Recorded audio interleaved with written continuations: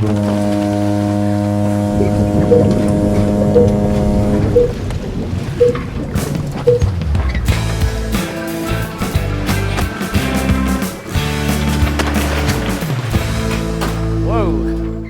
back. Second episode of Maritime Salvage. Hope this episode gets out on time. I've been really under the weather. Let's step into the storage locker. I think we're gonna keep things pretty simple. Yeah, there it is. I picked up a Stryfe the other day for $5. Has a really gummy trigger. Doesn't work. I suspect the batteries are corroded. I'm gonna take this over to the workbench and we're gonna take this from a broken $5 Stryfe to maybe 150 FPS fun hitter, and we'll see what it takes to do that and how much it costs. So let's go. Let's get into this and see why this Stryfe is not working and see if we can salvage it. First thing we're going to do, I have a sneaky suspicion there are corroded batteries in here. Yeah, it just felt like there was from the weight. Oh, those are pretty bad. You don't want to store batteries look at that in your blaster. The good thing is we're probably not going to use this. We're going to tear all this out anyway, so it doesn't really matter. I am going to try to keep it really, really accessible. I am going to use some 3D printed parts when I do this mod. Now, extended battery covers for the Stryfe. You know what? You could make one, cut up some cheap thin cutting boards, get creative, or ask a friend with a 3D printer to help you out with a few parts. I kept that $4.99 sticker on there as a reminder of how much we have into this for materials. All right, no more talking. Time for an opening speed ramp.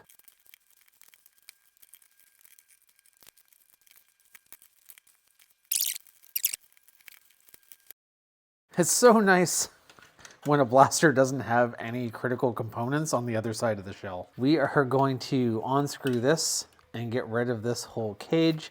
The trigger mechanism seemed kind of sticky, and I don't know why. It has a little lock in it that if you don't have a mag, well, we'll just take that out. Whoa. We're missing a spring there too. Or no, wait, are we missing a spring, or is this just in the wrong spot? I'm not a Stryfe expert here, as you can probably tell. Let's move that. Yeah, that's, you're supposed to be there.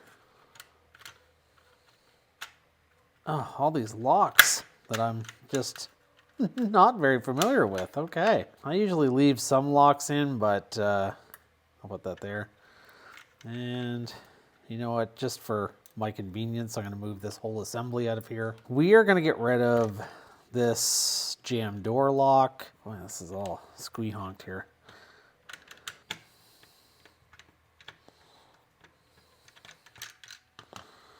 Let's take that right out of there. Are you the same? These are not quite the same. All right, we'll keep you. Whoops, no we won't. We'll keep this with the trigger. We're gonna get rid of this. This is a little thermistor, and that can limit things. We're gonna tear all this out of here, actually. This whole front piece comes off. Put that over there. I might just start snipping because we're not gonna use this stuff anyway. Oh, I do want these screws probably. I have been keeping all of these because sometimes I do little projects with stock motors and flywheelers because they're cheap to experiment with. Wow, that's a complex little dart gate there. The Stryfe, who knew? I mean everybody but me. This out. We don't need this little board anymore. So this can just come right out. I'm gonna get rid of this lock down in here too. I want to be able to rev it. I don't want, there's so many locks in here. I don't want all of those. Wire channel. We will probably try to use that wire channel after. Snip that. Right there. Snip that. Let's get in and take a look in here. We're gonna just take this out. I don't like it. Ooh, a tiny spring. I do like to keep tiny springs. Garbage, garbage. Why can't I figure out how that was in there before? It was in there like that. Silly me. I'm actually going to screw that back in there. And that's just our mag release. That's all good. Let's get in here and take a look. Move that for now. All right. This switch needs to go. So here's where we get into some 3D printed parts. Now, you wouldn't have to use a 3D printed part for this. You could use a new micro switch. I will find one in a sec. You could use your new switch, do some cutting in either epoxy or glue in here, but I do have a little switch that I printed and I'm going to use that instead. So forgive me. I'm going to take these out for now too. We probably won't keep in the trigger lock unless you're revved. I like to do that with blasters I'm going to let kids use, but the way this works in the Stryfe, that just might be too tricky to do. People will just have to be taught to rev first. Here is a switch plate that we have. This is from Tinkercad, from Flywheel. This seems to fit in there nicely. I am going to make some marks so I know where to cut. And I'm going to use some snips. I could Dremel, but we're just going to cut down with some snips. We need to go down a little bit further. This is where a Dremel can be kind of handy, actually. Let's use a Dremel. Safety glasses on. Again, a Dremel is not required. I'm just doing it now because it's easier. Well, you're not quite flush. You're close though. Yeah, we need to go a little bit more so that micro switch will fit in there. We actually need to get rid of this too, which I didn't realize.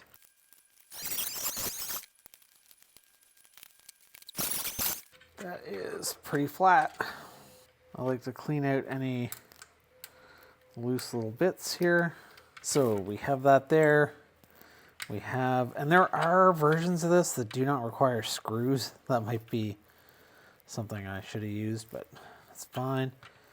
That's gonna fit over here now still on the post, even with that in. I am gonna glue this into place. And through the magic of video, we will let that dry. Actually, while that's drying, I'm going to also glue this other little piece that I thought was interesting. This is just to make a bigger push area for the rev switch, just to make it less likely for it to miss that lever or button, which I like that idea. And we'll set this aside to dry as well. While all of our things are drying, I might switch over to wire up this new cage. This is from the Open Flywheel project, this cage. It is a 42 millimeter crush. So I'm gonna use Kraken's Worker Smooths, hopefully get that right around Stryfe X performance of 150 or so. New day. We have our switch plate is mounted in very well. This sits up, lines up pretty well with the holes here. There we go. I might have to put a little bend in this switch arm here, but that's not a big deal. That's gonna work great. And we have our little fill-in piece in here, which I like the idea of. Before we get into that bit of wiring, I'm actually going to put together the cage. I'm going to flip it over. I'll move this stuff back. All right, so I want my darts to go that way when the cage is flipped over. All right, I had to double check some things because I always worry about getting this backwards. I have my motors in like so. This red dot at the top, which is actually the bottom, is facing the back of the blaster, and this red dot is facing forward. Let's put in some motor screws and then let's wire this up. I use a little bit of blue thread locker. I use the end of a bit because I don't have anything to fit it, which is embarrassing even to show.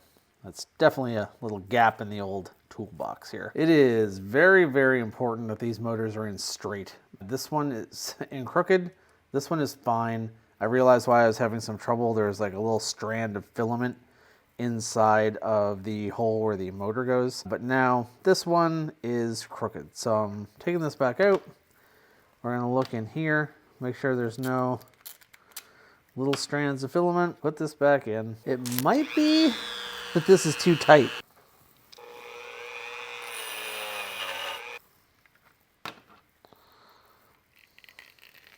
That one's in. And this one's also in. And it's straight. This one's rock solid. This one's loose. I might have to do the same thing to this side. All right, that was more of a job than it needed to be. I just had to take an X-Acto and kind of do a thin little scrape around these holes. These parts of the motor before the shaft, they need to be flush with the top. And they were not. They were stuck down. And that's why I was having a hard time getting things level and even. These are nice and tight now. I print cages with 3 walls, so this is solid. This would be all solid bits there. Now we're going to push on our flywheels, and we want to put a nice even pressure on those. I kind of go really, really slowly. We do want them seated all the way on.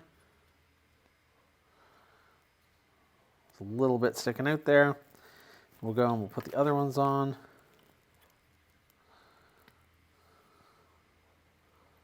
Oof. It can be a little bit tricky to get them even. That looks pretty good though. Basically, I just check and make sure the same amount of shaft is kind of sticking out of the both of them. And also important, you don't want there to be any rub. Oh, like this one seems to have. This one does not. This one does. Where are you rubbing? Sometimes that will just kind of work itself out, but typically you don't want any rub. Could be it's pushed down far enough that the screws are scuffing on the top a little bit, which if that's the case, that will work itself out because I want them to be the same height. That fits right in there. I'm going to take out these screws. This is just the wire channel cover. Let's get that out of the way because we're going to want to figure out our wiring. So when I do solder this, I'm going to solder it that the wires are coming up and kind of going in this direction so that it's easier to run down in through here. So I'll kind of, it can make it easier on yourself if you kind of solder knowing what direction you're going, and that direction will be kind of right above the dart guide. I have an 18 gauge wire. I find that is so much easier to work with than 16. And I've never had a problem with 18, so here we are. So I'm going to, keeping in mind that this is actually the front, I'm going to stick this through this little terminal here as neatly as I can. When you're soldering, it's always handy to have the wire in the direction it's going to be going. I usually, well, we'll do this on the next part, I usually also try to have a little bit of extra, a little bit of slack in case I ever do anything wrong, which happens all the time. What I mean by that is I will tend to leave a little extra loop or a little extra kink with some extra room there. You could even, and it might even be easier if I did a loop. I think that's called a James Riedling service loop, but I don't need quite that much room. I'm just going to do this. One tip I picked up from Luke at Out of Darts is I do not cut the wire. I just keep that intact where I can. I'm just using an X-Acto to kind of spread these wires because I will probably tuck this over the terminal. This would be easier if this X-Acto had a tip on it. My tools are not in their best repair. And remembering that we want to eventually bring this down around like this. I'm not using a brush. I have terrible, terrible soldering habits.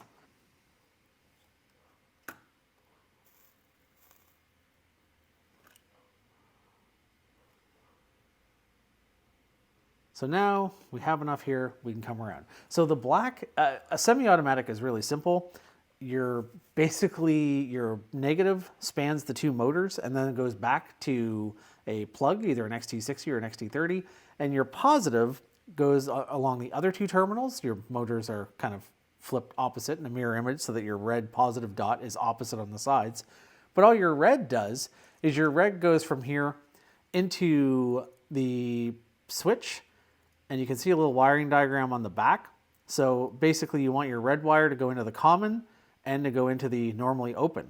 And then what happens when this gets clicked, it closes that circuit And it's just as if the red wire was also going right to your XT60 plug or your battery. So a semi-auto circuit is really simple. You're just using this to close the loop. Maybe don't learn to solder from me. And you really should keep your wires from kind of, you don't want globs of solder on the cans of the motor. I've never had an issue, but you certainly can. It's a miracle some of my early projects didn't just short out. There we go, that's on the terminal. I do almost like a little DNA helix here, like this. And I'm going to cut this one and also loop it around like that. So probably around here. What are we doing here? I was gonna say maybe we'll strip some of that back. We'll just peel it a bit. Oh yeah, whoops. Whoops. So much for keeping that intact. I kind of got my strippers caught and tore that wire a bit. But oh well, we're gonna solder it anyway, so it'll be fine. We're gonna circle right around here. I think we'll go around that post because we don't want this to get in the way of the dart. Oh boy, I really made a mess of snipping that. But a little bit of solder will cover all of my mistakes. All sins will be hidden.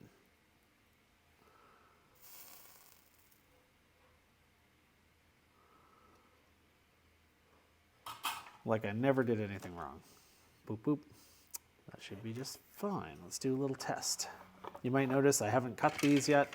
I'm still figuring out the lengths. When I can, I just kind of don't cut those wires until I have to. Let's bring these in here. We can actually, with what we did, we can bring those down to the wire channel. Now I don't think, yeah, it might actually. I was gonna say I don't know that the channel guide will fit, but I think the channel guide actually may fit. So that's kind of cool. The black wire, we're gonna come along here, and we want enough that I always like to have enough that when we put the battery door on, this one we'll probably use an extended one, we can have a little bit of loop. I would rather waste a little bit of wire than find myself short. So I'm going to snip that right about there, which is, I mean, so long. That's gonna go through here, and we're gonna have lots and lots of plug. And now for this one, we run this up along here, and this needs to go down through here. All these generous channels, which is awesome. That channel I might make a little bigger, but then we're going down to this switch, and we're gonna cut probably, again, I never want to be too short. And where's the best place to run this back through? It's gonna be pretty tight in here. I guess we can, yeah, we can get them both back there. So I'm gonna have this one go down from the flywheels to the normally open. So we'll say like right here. And then we'll kind of loop it onto this, and that'll work great.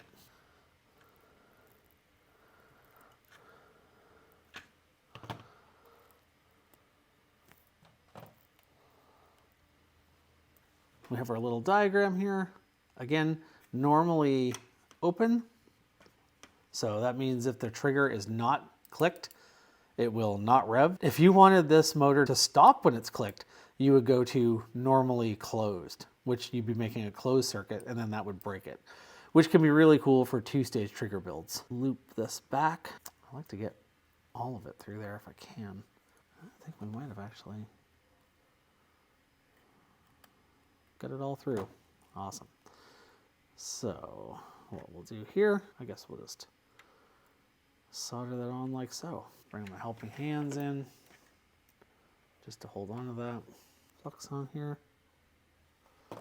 Way too much. I'm sure you've seen a theme.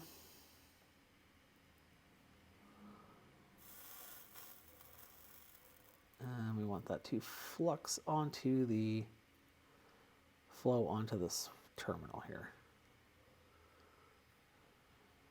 Oh yeah, we got it. Now I could have, I kind of wish I had have.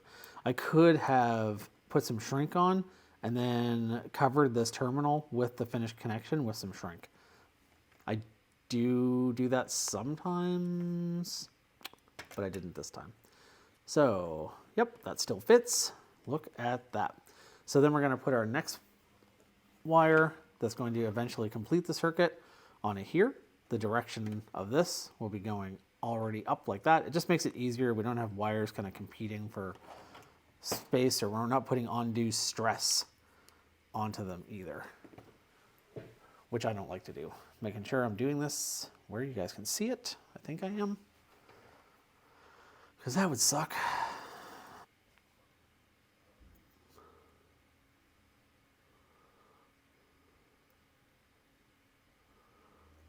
All right. I usually will, on the wire that's on the other side, I'll just kind of like bend it back towards the tab, just so that the wires are not actually touching the switch.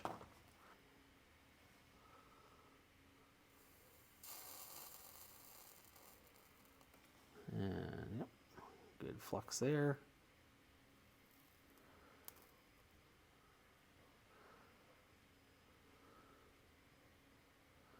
Do a little test here. This is really, really great. Everything is fitting excellently. Let's say this wire is going through here, then right around here we'll make this about the same length. I know everyone likes XT60s. I really like XT30s. I have a lot of small batteries, so I do a lot of XT30 builds. This is gonna be awesome. So these are gonna fit here. So I'm just gonna finish all this wiring so I can do a bit of a test. But then we are going to, is that too long maybe? No, because I can always loop it back here if I need to. I'd rather have it a bit too long than too short. That's for, we could even, yeah, loop those around there. And I'll do my negative first. Negative is always the pointier side. Pointy side's always negative. There we go. Flip this over. Always put a bit of shrink on first. You do want to put shrink on your battery terminals. That is for sure.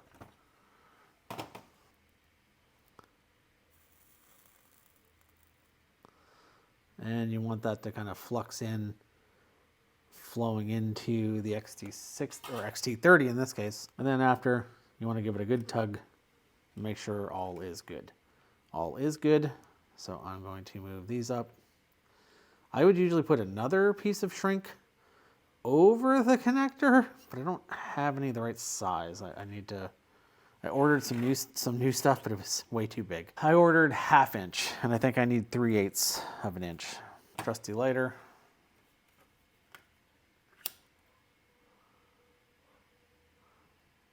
A heat gun would work, but my heat gun's so big. So a lot of times, I just do that. Something you should always do, when I make this a video, I'll make a note to do it. You should always, always, always check your blaster shooting the right way before you solder on that XT60. Yeah, and never test with a LiPo, which is what I'm doing right now. But don't do that.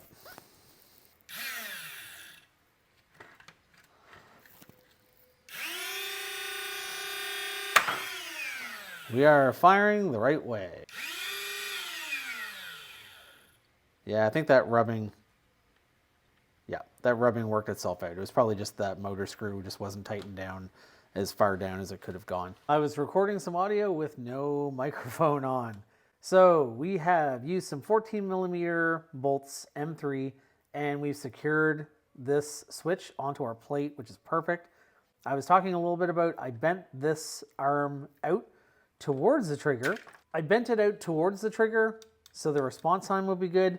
And then I bent this back like I did because I didn't want it to catch on this ledge when I put this cover back on, like so.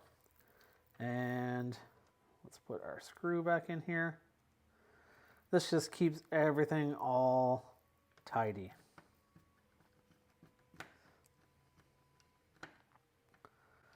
You could glue this switch in with a dab of super glue or use a bunch of hot glue. You can't use too much super glue because it can ruin a switch, but you could use a little bit in the middle of the base. But these are cheap and they work really well.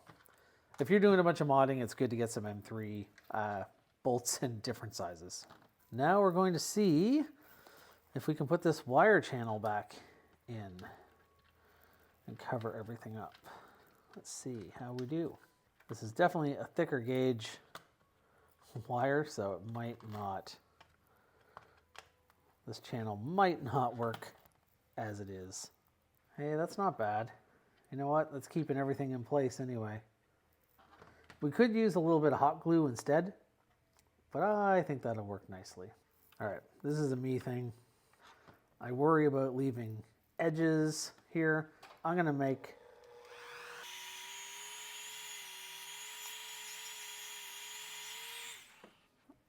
a more gentle place for those wires to come up.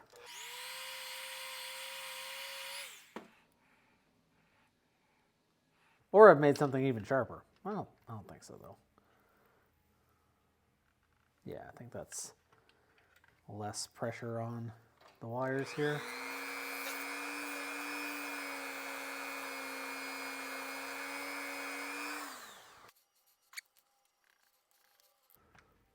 Perfect.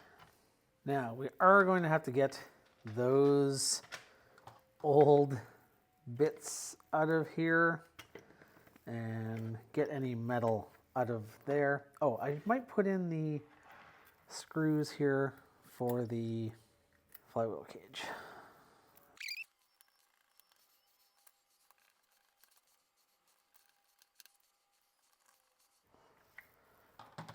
There we go.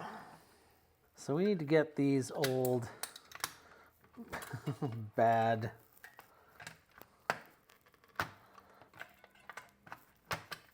terminals out. That one came right out.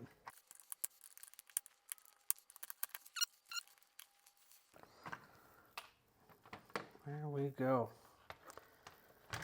I like to get all that metal junk out of there. And what I'm going to do is I'm going to use a Dremel and I'm going to put a little hole back here where our XT30 can come out. And we're going to cut out all of this stuff to make our battery tray bigger. We'll actually be able to fit a small 2S LiPo with the stock door. And I'm going to have a printed door for a bigger LiPo. Although this, yeah, that one's close, but it won't quite fit. You can't fit much into a 4AA tray. We can just kind of rip and tear for a lot of this. And then we can Dremel it down after.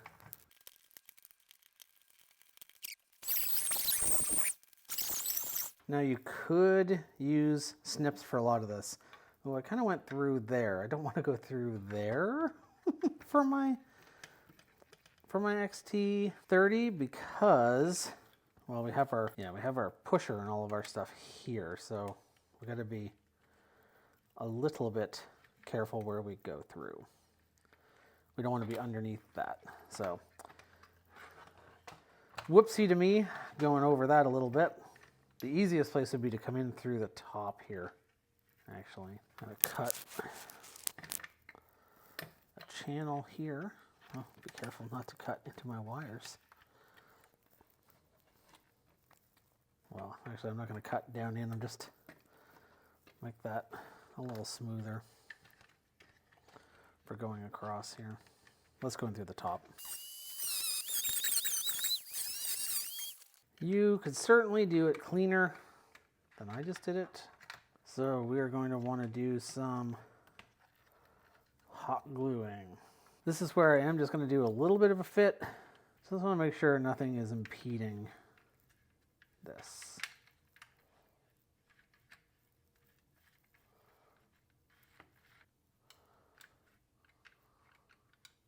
That all looks pretty good.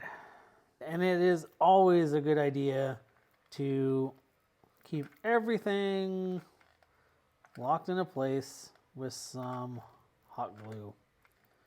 I just pour some in, it will flow over the wires and dry, and make sure it's out of the way.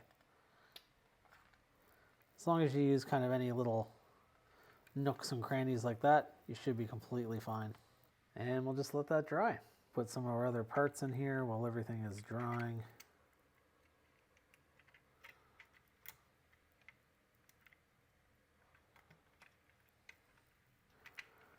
That way we can also make sure that nothing's interfering, which it's not. Everything's well out of the way. And this is it. We're ready to close this back up. I'm gonna let that glue dry. Here's a little thing I always forget. It's that little end strike nub. When you open them up, these like to fly out. There we go. And we want both of these in there. Good looking, simple Stryfe mod.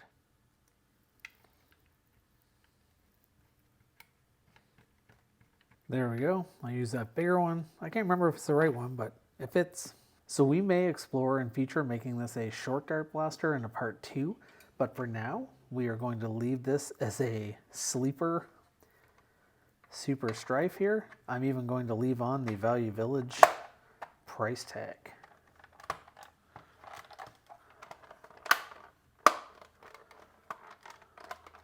That closes up so easy. It's unusual to not have to do any shell cutting on the other side.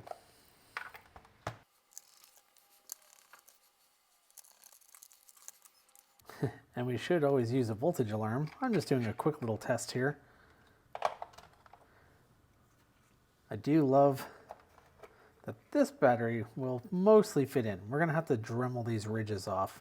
If we do that, we can actually use this one with our stock door, which is kind of cool.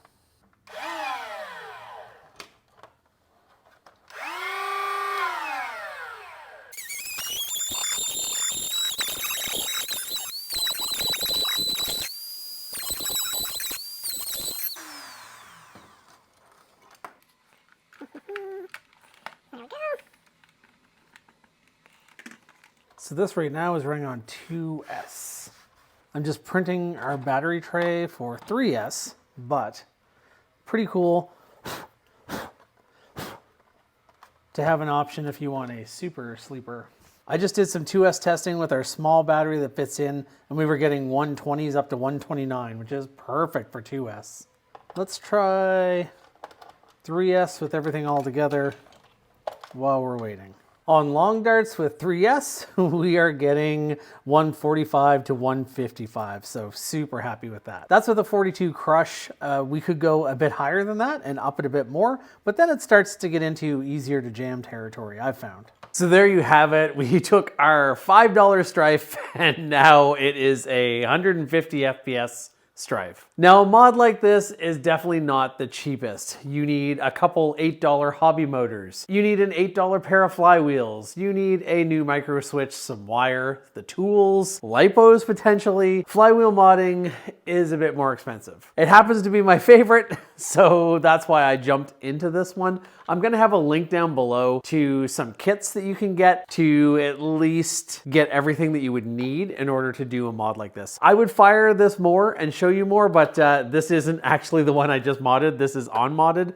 I'm going to actually mod this one, I think, for short darts next, and I'll do a follow-up video on that. But I've actually already sold the Stryfe that I modded. It's on its way to Singapore. And I hope you enjoyed watching that. I hope it helps if you're looking to do your own initial mods. There are cheaper motors you could use out there as well, and you would still get pretty decent performance. And I especially love those sleeper builds that look like a stock Nerf blaster and then just fire darts like crazy. We'll see you on the next episode of Maritime Salvage. We'll probably make that next episode, whatever we do, a little bit more budget conscious maybe. I hope you enjoyed, and we'll see you next time. I almost forgot. Here's a couple of photos of a couple battery door options that you might use depending on the size of your lipo. I'll have some links to the Thingiverse files for those down below as well.